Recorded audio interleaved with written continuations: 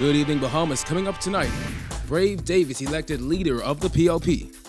A former PLP cabinet minister is now calling on the party to rebuild. The weakest prime minister in the country's history. Some pretty harsh words from a former PLP MP. Coming up, F&M Chairman Carl Kummer says it's more of the same from this newly elected PLP leadership. The Teachers Union president is sounding off on the student twerking video.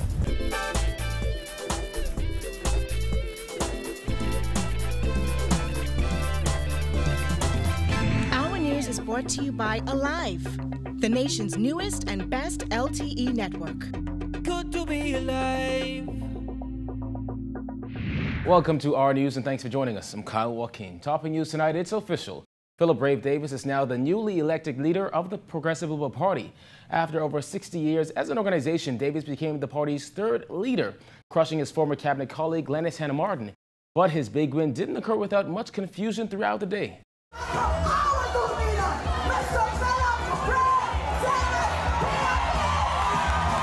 Winning by more than 700 votes, Philip Brave Davis cemented his leadership of the PLP late last night and walked into the convention hall packed with hundreds of supporters shouting his name. PLPs, are you ready to move ahead with me? We have to do it all together. The party, after 6 decades, has only had 3 leaders, Sir Lyndon O'Pinling, Perry Christie, and now Philip Davis. Davis thanked all those who paved the way for him and his leadership opponent Glennis Hannah Martin, but insists it's a new day in the PLP. She loves this party, and we will always need her fierce voice in defense of the most vulnerable Bahamians. Glennis, it is an honor to be in the trenches with you, fighting for the Bahamian people, working for this country we both love. I know you agree that stepping up the recruitment of female leaders to the PLP as a priority is not just the right thing to do, it is the smart thing to do. Angleton MP Glennis Hannah Martin, in conceding defeat, congratulated Davis and pledged to continue her fight in making the party and the country better. However, it wasn't smooth sailing at all for the party during the last day of its convention. Voting that was scheduled to take place from 8 a.m. to 1 p.m. extended to 3:30 p.m. and then 5, 6, and by 9 p.m. there was still a handful of delegates casting their ballots. From issues with the register to a new team facilitating the election process, it was a chaotic day at the convention. And then the power went out. Delegates already agitated from the voting process had to endure another delay, sitting in the dark. Eventually, the voting resumed, and shortly after 9, the counting started. After hours of waiting around, convention attendees kept themselves entertained with some impromptu karaoke.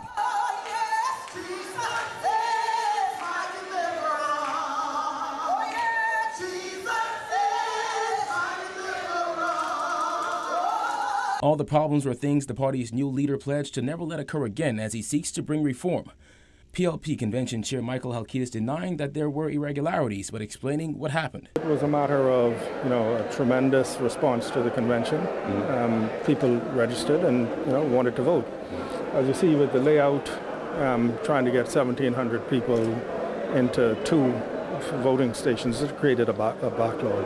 It's also very keenly contested. We went to great pains. The trustees went to great pains to make sure that all of the candidates were satisfied with the process here today. Nobody is happy with delays and long time to vote, but the bottom line is the integrity of the process, and I don't think anybody can question that. By 11:30 p.m., it became clear who won, with Davis announced as leader, newcomer Chester Cooper as deputy, and former cabinet minister Fred Mitchell as the party's chairman, defeating his former cabinet colleague Obi Wolchcombe by 200 votes and former PLP candidate Glendon Roll by nearly 400. The winners holding hands on stage to end the night. Do not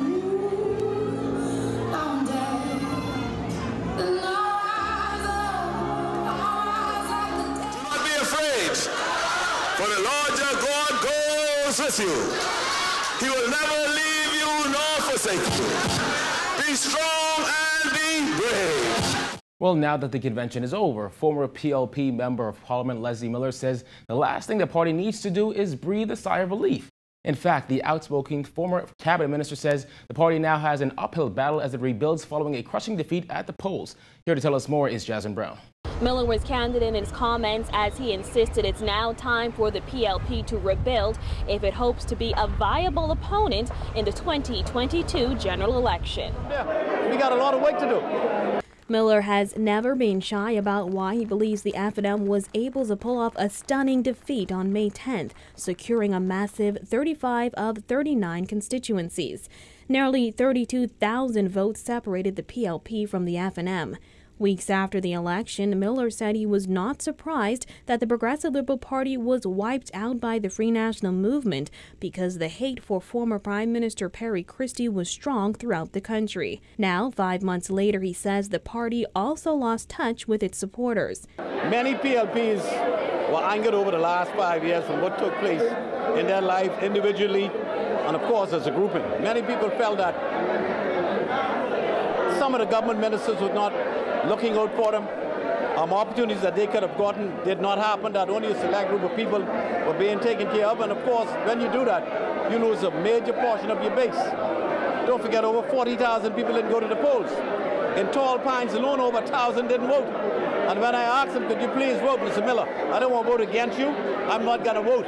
Because it's time for some of these brothers to be gone. His recent statements echo those made by Monique Pinling, who gave the keynote address at the convention on Monday night.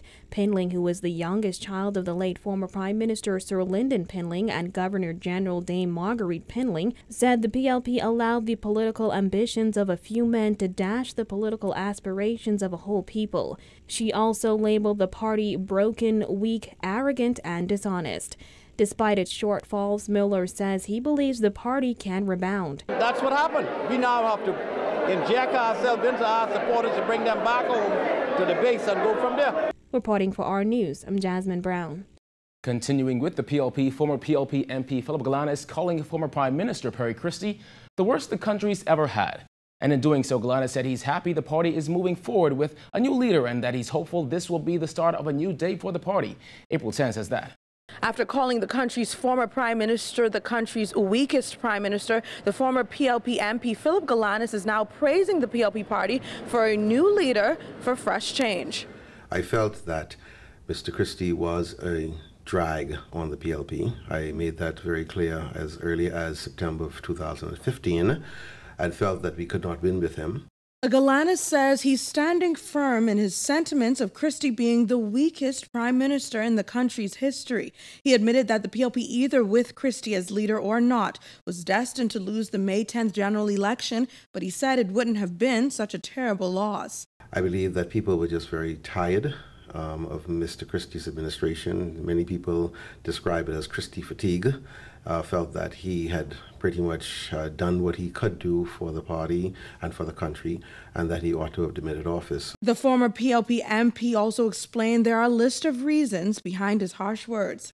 There were any number of reasons, whether you're thinking about the gaming referendum, the failed gaming referendum, the Rubis spill and the mismanagement of that, the Bahama debacle, the charges that were made against some of his ministers for corruption or conflicts of interest, which need to be proven, but still there were persons who felt that there was just a total disconnect between the government and the people. Now Galanis says the party is in better standing with Brave Davis as leader, urging that Davis is the leader who understands more of the party's core values.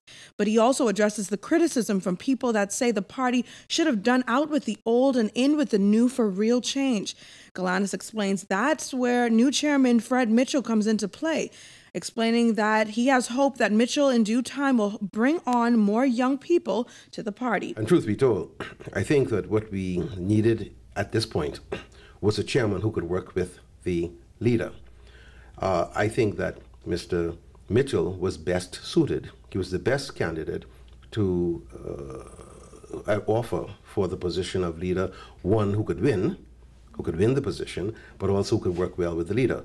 But Galanis says Glenys Hannah Martin, who spoke out on the party for being reportedly unfair to her during her run as leader, shouldn't feel hoodwinked at all by her loss. Well, I don't think she can complain about being treated unfairly. Let's not forget, mind you, that during the last convention, the last leadership race, we had Mr. Sayers. Alfred Sayers was not allowed to speak at the convention, although Mr. Christie was.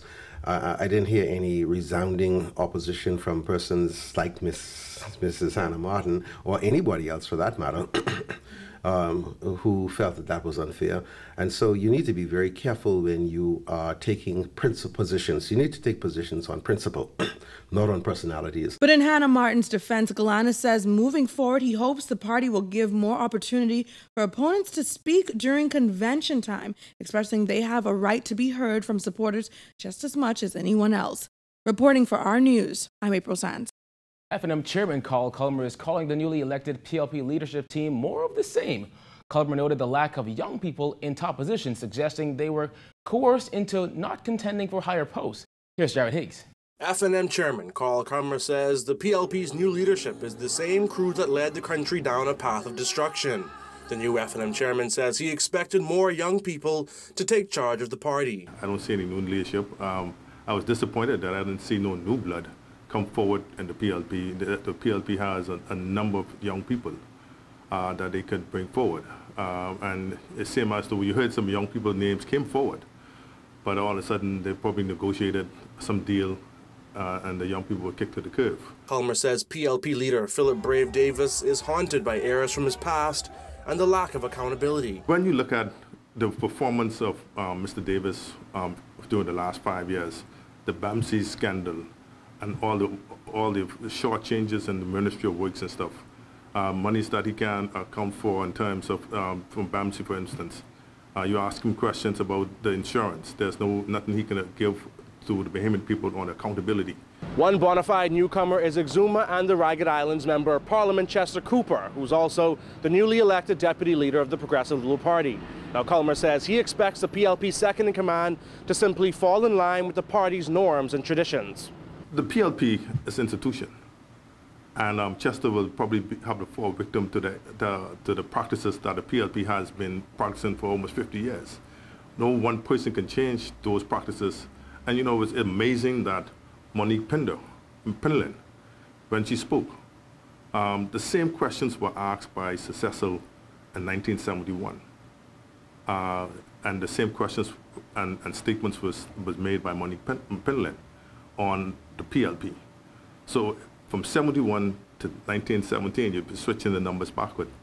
The same question still exists. Greed, selfishness, all those attributes towards destruction still exist in the PLP today. Culmer himself was elected to the position of Free National Movement chairman during an election last week, beating out Howard Grant for the top spot. Reporting for our news, I'm Jared Higgs. Still to come on our news, what the Bahamas Union of Teachers has to say about the vulgar dancing at one local high school this past week. Plus, we get the latest on diplomatic appointments. Stay with us.